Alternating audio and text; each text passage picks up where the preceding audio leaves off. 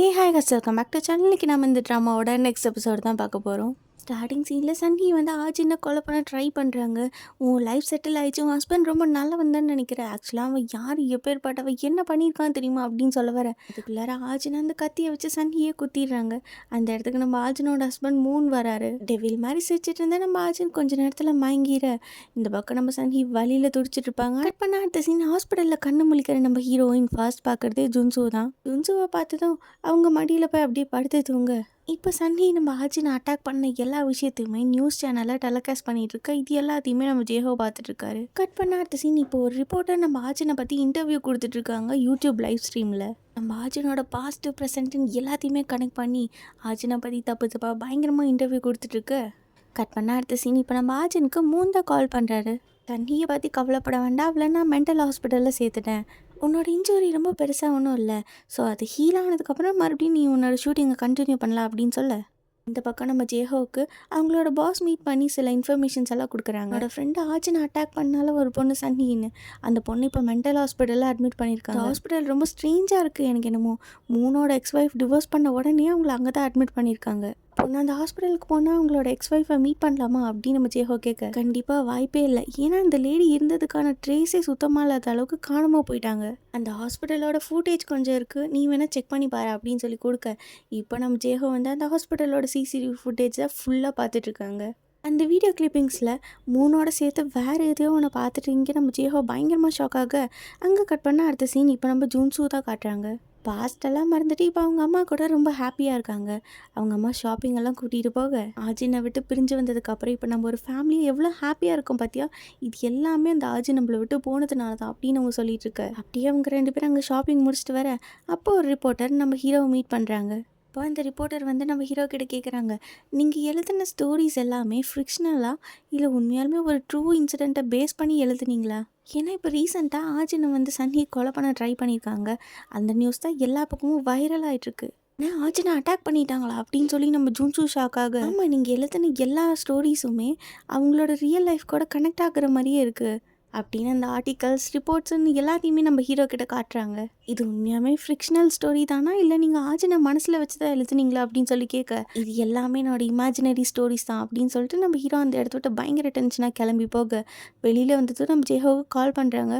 ஆஜினுக்கு அடிபட்டுச்சா, என்னாச்சு, எப்படி இருக்கா அப்படின்னு கேட்க, நீ எது பேசுகிறதா இருந்தாலும் டேரெக்டாக நேரில் வந்து பேச அப்படின்னு சொல்லிட்டு நம்ம ஜேஹோ கால் கட் பண்ண, இங்கே நம்ம ஆஜின் அவங்கள பற்றின வர ரூமர்ஸ் எல்லாத்தையுமே வீட்டில் உட்காந்து பார்த்துட்ருக்காங்க. அதை பார்த்துட்டு டயர்டாகி அப்படியே லிவிங் ரூம்க்கு வர அங்கே மெய்ட்ஸ் எல்லாம் ஒர்க் பண்ணிகிட்டு இருக்காங்க. அதை பார்க்குறப்போ நம்ம ஆஜினுக்கு இல்யூஷன் ஆகுது.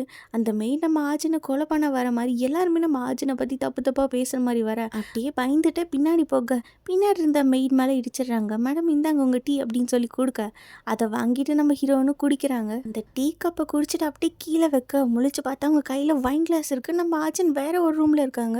நம்ம டீ குடிச்சிட்டு லிவிங் ரூமில் தான் இருந்தோம், எப்போ இந்த இடத்துக்கு வந்தோம், எப்படி வைன் கிளாஸ் வந்துச்சு அப்படின்னு நம்ம ஆஜின் பயங்கரமாக முழிச்சிட்டு இருக்க, தன்னை சுற்றி என்ன நடக்குன்னே தெரியாமல் நம்ம ஆஜின் குழம்பி போயிருக்க. மறுபடியும் அவங்க வந்து அந்த டைனிங் ரூமுக்கு வராங்க. வந்து பார்த்தா அங்கே இருக்க திங்ஸ் எல்லாமே செதறி போயிருக்கு, பிளேட்ஸ் எல்லாம் உடஞ்சி போயிருக்கு. மெய்ட்ஸ் எல்லாமே எல்லாத்தையும் க்ளீன் பண்ணிகிட்டு இருக்காங்க.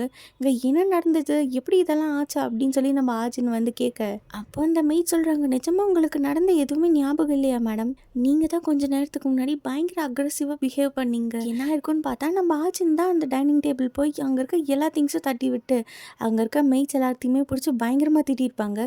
எந்த ஒரு ஃப்ளோருக்கு போய் மூனோட ரூமை திறக்கக்கூடாதுன்னு சொல்கிறாங்களோ அங்கேயே போய் அங்கே இருக்க போட்டு அடித்து உடச்சி நம்ம ஹீரோயின் வந்து உள்ளே போய் பார்க்குறாங்க. உள்ளே பார்த்தா நம்ம மூனோட எக்ஸ் ஒய்ஃப் அவங்க சம்மந்தப்பட்ட எல்லா திங்ஸு ஃபோட்டோகிராஃப்னு எல்லாமே பத்திரமா எடுத்து வச்சுருக்காங்க.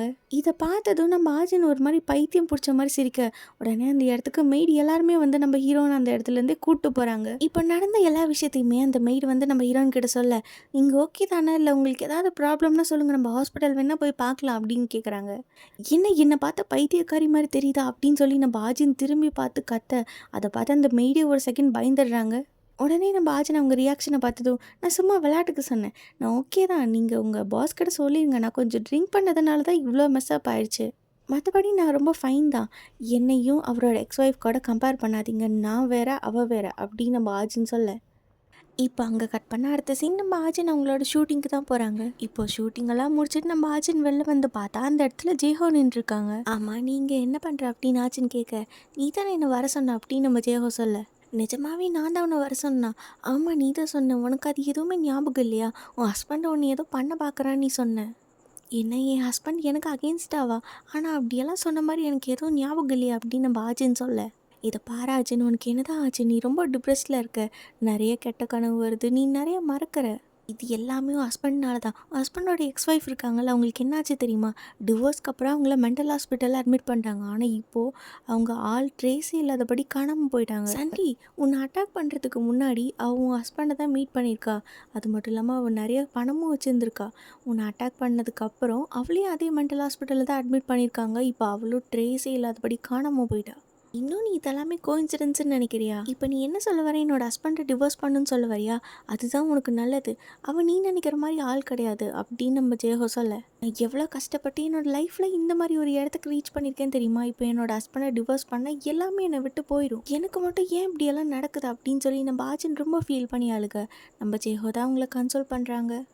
என்னோட இந்த ஃபேம் புகழ் எல்லாமே அப்படியே இருக்கணும், என்னால் யாருக்காகவும் இதை லூஸ் பண்ண முடியாது அப்படின்னு சொல்லி நம்ம ஆச்சின் ரொம்ப ஃபீல் பண்ணேன். கட் பண்ண அடுத்த சீன் இப்போ நம்ம ஆச்சின் அவங்களோட வீட்டில் தான் இருக்காங்க.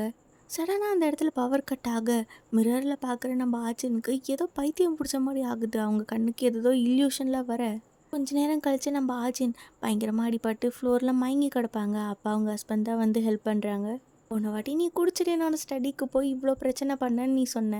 ஆனால் இந்த வாட்டி நீ குடிக்க கூட இல்லை. எதனால் இப்படி ஆச்சு நீ எனக்கு எக்ஸ்பிளைன் பண்ணியே ஆகணும்.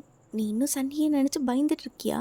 இல்லை நம்மளோட வெட்டிங்கில் உனக்கு இருந்த இன்ட்ரெஸ்ட் போயிடுச்சா? நீ எப்போவுமே என் கூட என் சைடில் தான் இருக்கணும். அதுக்காக நான் என்ன வேணால் பண்ணுவேன்.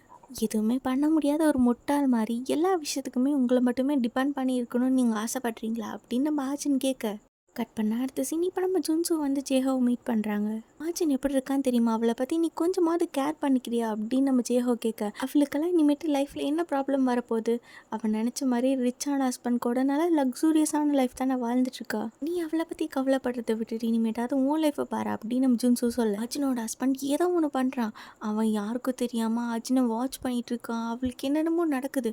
அவளே இது எல்லாத்தையுமே என்கிட்ட சொல்லியிருக்கா. ஆனால் நான் கேட்டால் அவளுக்கு எதுவுமே ஞாபகம் இல்லை. இது பாரு, அவள்லாம் அவளோட லைஃப்பை நல்லா ஹாப்பியாக தான் வாழ்ந்துட்டுருக்கா. நீ தான் தேவையில்லாமல் போய் டிஸ்டர்ப் பண்ணுற அப்படின்னு நம்ம ஜுன்சு சொல்ல, உடனே நம்ம ஜேஹோக்கு பயங்கரமாக டென்ஷன் ஆகிடுது. நானும் தேவையில்லாமல் யோசிக்கிறேன், அப்புறம் எதுக்காக ஆச்சின் இவ்வளோ வெயிட்டை லூஸ் பண்ணுறா? அவள் என்ன பேசுகிறா, என்ன பண்ணுறான்னு அவளுக்கே ஞாபகம் இருக்க மாட்டேங்குது. அவ்வளோ ஒரு டிப்ரெஷனில் இருக்கா. எதுவும் பண்ண வேண்டாம், இந்த பிரச்சனையை எப்படி சால்வ் பண்ணணும்னு எனக்கு தெரியும் அப்படின்னு நம்ம ஜேஹோ சொல்ல, அங்கே கட் பண்ண அடுத்த சீன் இப்போ நம்ம ஆச்சின் வந்து ஷூட்டிங் ஸ்பாட்டில் தான் இருக்காங்க. இப்போ சடனாக டேரக்டர் வந்து ஸ்கிரிப்டை சேஞ்ச் பண்ணியாச்சா அப்படின்னு கொண்டு வந்து கொடுக்க, என்னன்னு பார்த்தா அவங்க அப்பாவை எந்த பேஸ்பால் பேட்டை வச்சு அடித்து கொண்டிருப்பாங்களோ அதே மாதிரியே ஒரு சீன் எடுக்க போகிறாங்க. இதை பார்த்ததும் நம்ம ஆச்சினுக்கு பாஸ்ட் எல்லாமே ஞாபகம் வந்து ரொம்ப நர்வஸ் ஆகிடுறாங்க. அப்புறமா ஷூட்டிங்கும் ஸ்டார்ட் பண்ணிடுறாங்க. நம்ம ஆச்சினுக்கு அவங்க அப்பாவை எந்த மாதிரி கொலை பண்ணாங்களோ அதே செட்டப் அதே சீன் தான் நடக்குது. ஆனால் நம்ம ஆச்சினால் சுத்தமாக ஆக்டிங்கே பண்ண முடியல. ஒரு டேக் 2 டேக்குன்னு பல டேக் எடுக்கிறாங்க. ஆனால் நம்ம ஆச்சினால் சுத்தமாக நடிக்கவே முடியல. அப்புறம் கொஞ்சம் ரிலாக்ஸ் பண்ணிவிட்டு மறுபடியும் நம்ம ஆச்சின் வந்து டேக்குக்கு வராங்க. அவங்களோட பாஸ்ட்டு டிப்ரெஷன்லாம் மறந்துட்டு இந்த வாட்டி சீனை பர்ஃபெக்டாக பண்ணி முடிச்சிடுறாங்க. இப்படி அவங்க அந்த சீனில் நல்லா மூழ்கி போய் நடிச்சிட்ருக்க சடனாக அந்த ஆளை பார்த்தா அவங்களோட அப்பா மாதிரியே இருக்குது. நம்ம ஹீரோயின் இதில் ட்ரிக்கர் ஆகி அந்த ஆளை போட்டு அவங்க அன்கான்ஷியஸ் ஆக வரைக்கும் பயங்கரமாக அடிக்கிறாங்க. டேரக்டர் கட் சொல்கிறேன். ஆனால் நம்ம ஆச்சின் அவங்களோட கண்ட்ரோலை மீறி அந்த ஆளை போட்டு கண்ணா பின்னான்னு அடிக்க அவங்க அன்கான்ஷியஸ் ஸ்டேட்டுக்கே போயிடுறாங்க. இப்போ மற்ற ஸ்டாஃபெல்லாம் வந்து நம்ம ஆஜனை தடுத்து நிறுத்த, இப்போ அதை எல்லாத்தையுமே நம்ம ஆஜனோட ஹஸ்பண்ட் அதே ஷூட்டிங் ஸ்பாட்டில் நின்று பார்த்து என்ஜாய் பண்ணிட்டு இருக்காங்க. அதை நம்ம ஆஜனும் பார்த்துட்டு பயங்கரமாக டென்ஷன் ஆகுறாங்க. இப்போ நம்ம ஆஜன் மறுபடியும் இன்டர்நெட்டில் வைரல் ஆயிடுறாங்க. ஆக்டரை போட்டு இந்த மாதிரி அட்டாக் பண்ணதுக்காக. நெக்ஸ்ட் டே டேரக்டர்கிட்ட கால் பண்ணி கேட்குறாங்க, எதுக்காக சடனாக ஸ்கிரிப்டை சேஞ்ச் பண்ணிங்க அப்படின்னு. உங்களோட ஹஸ்பண்ட் தான் நம்மளோட மூவிக்கு இன்வெஸ்டராக இருக்கார், அவர் தான் இந்த ஸ்கிரிப்டை சேஞ்ச் பண்ண சொன்னார் அப்படின்னு சொல்ல, அடுத்த சீன்லேயே நம்ம ஆஜன் வந்து அவங்களோட ஹஸ்பண்டை மீட் பண்ண போகிறாங்க. அவங்க நல்லா பூலில் குளிச்சிட்ருக்க, எதுக்காக என்னோடய ஸ்கிரிப்டை இப்படி மாற்றினீங்க அப்படின்னு சொல்லி நம்ம ஆஜன் கேட்க, நான் தான் ஆல்ரெடி சொன்னேன்ல, நீ எப்போவுமே என்ன தான் டிபெண்ட் பண்ணி என் கூடயே தான் இருக்கணும். ஆனால் நான் சொன்னது எதையுமே நீ மதிக்கல. ஸோ உன்னை வர வைக்க நான் என்னென்னலாம் பண்ண வேண்டியது இருந்துச்சு தெரியுமா? உன்னை பார்த்தின ஆர்டிகல்ஸ், ரிப்போர்ட்டு, இந்த ஸ்கிரிப்டை சேஞ்ச் பண்ணதுன்னு எல்லாமே நான் தான். உன் லைஃப்பில் நீ ஆசைப்பட்ட எல்லாத்தையுமே நான் கொடுத்துருக்கேன். ஸோ நீ இப்போ பதிலுக்கு பண்ண வேண்டியதெல்லாம் எனக்கு பிடிச்ச மாதிரி நீ என்னை ஒபே பண்ணி வாழ்கிறது மட்டும்தான். இது என்னோடய லைஃப், நான் இதுக்காக உனக்கு பிடிச்ச மாதிரி வாழணும் அப்படின்னு நம்ம ஆஜன் கேட்க, இப்படி தான் என்னோட எக்ஸ் ஒய்ஃபு என்ன கொஞ்சம் கூட மதிக்காமல் இருந்தால் அவள் சீக்கிரமாக என்னை விட்டு போயிட்டா. ஆனால் நீயாச்சும் என் கூட கொஞ்ச நாள் இருப்பேன்னு நான் நினைக்கிறேன். ஏன்னா எனக்கு உன்னோட பாஸ்ட் எல்லாமே தெரியும். நீ ஏதாவது ஒரு சின்னமும் தப்பாக பண்ணாலும் உன்னோட பாஸ்ட் ஹிஸ்ட்ரி சீக்ரெட்டுன்னு எல்லாமே வெளியில் வந்துடும். அப்புறம் இவ்வளோ வருஷமாக நீ கஷ்டப்பட்டு சம்பாதிச்ச உன் பேர் புகழ் எல்லாமே நாசமாக போயிடும். நீ தானே சொன்ன இதெல்லாமே உன்னோட பனிஷ்மெண்ட்டுன்னு. என்ன பனிஷ்மெண்ட் அப்படின்னு நம்ம ஆச்சின்னு கேட்க, நீ அட்டாக் பண்ணி ஆச்சின் மயக்கத்தில் இருக்கப்போ நம்ம ஜேஹோன்னு நினச்சி அவங்க ஹஸ்பண்ட் கிட்ட தான் பேசியிருப்பாங்க. சின்ன வயசாக இருக்கிறப்போ என்னோட அம்மா சாகர நிலமையில இருந்தாங்க. அப்போ அவங்க ஹெல்ப் பண்ண சொல்லி கேட்டும் நான் எதுவும் பண்ணாமல் போயிட்டேன்.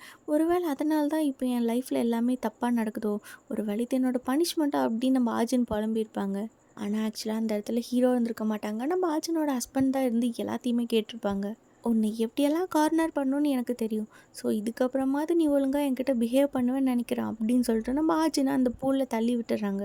லக்ஸூரியஸான லைஃபுக்கு ஆசைப்பட்டு இப்படி இவனோட ட்ராப்பில் மாட்டிக்கிட்டோமின்னு சொல்லி நம்ம ஆச்சின் டென்ஷன் ஆகி பயங்கரமாக கத்த, இந்த பக்கம் நம்ம ஆச்சினோட ஹஸ்பண்ட் நம்ம ஜுன்சுக்கு தான் கால் பண்ணுறாங்க. என்னோடய ஒய்ஃப்க்கு கொஞ்சம் உடம்பு சரியில்லைன்னு நினைக்கிறேன், கொஞ்சம் வந்து என்னென்னு பார்க்க முடியுமா அப்படின்னு சொல்லிட்டு போக, அடுத்த சீனில் நம்ம ஜுன்சு வந்து ஆஜினை மீட் பண்ணுறாங்க.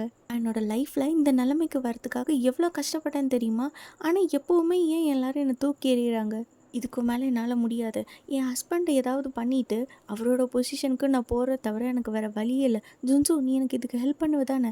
சொல்லு ஜுன்சு அப்படின்னு சொல்லி நம்ம ஆஜின் கேட்க, நீ என்ன பேசுகிற ஆஜின்? உன் ஹஸ்பண்ட் மற்றவங்க மாதிரி சாதாரண ஆள் கிடையாது. நீ நினைக்கிறதுக்குள்ளார அவன் உன் லைஃபே முடிச்சிருவான். அவன் எவ்வளோ டேஞ்சரஸான ஆள் தெரியுமா? அப்போ நீ எனக்கு ஹெல்ப் பண்ண மாட்டேல்ல? நான் ஏதாவது பண்ணணும், அவனை நான் ஏதாவது பண்ணணும் அப்படின்னு சொல்லிட்டு நம்ம ஆச்சின் அந்த இடத்த விட்டு போக, அடுத்த சீனில் தன்கிட்ட இருக்கிற ஒரு சீக்ரெட் ஃபோன் எடுத்து நம்ம ஜேஹோவுக்கு தான் கால் பண்ணுறாங்க. இதுக்கு மேலே என்னால் முடியாது, நான் ரொம்ப டயர்டாயிட்டேன் அப்படின்னு சொல்ல, உனக்கு இப்போ என்ன பண்ணுன்னு சொல்ல ஆச்சின், நான் பண்ணுறேன், நான் இப்போ ரெடி தான் அப்படின்னு நம்ம ஜேஹோ சொல்கிறாங்க. ஆனால் நீ ஏன் எனக்காக இவ்வளோலாம் பண்ணுற? நீ என்கிட்டேருந்து எதுவுமே எக்ஸ்பெக்ட் பண்ணல, ஆனால் எனக்காக எல்லாமே பண்ணணும்னு நினைக்கிறேன் ஏன் அப்படின்னு நம்ம ஆச்சின் கேட்க, எப்போவுமே எல்லோரும் என்னை யூஸ்லெஸ்ஸாக தான் நினைக்கிறாங்க. உனக்காக வேணுங்கிறதெல்லாம் பண்ணுறப்போ நான் எவ்வளோ யூஸ்ஃபுல்லான ஆளுன்னு எனக்கு புரிய வருது.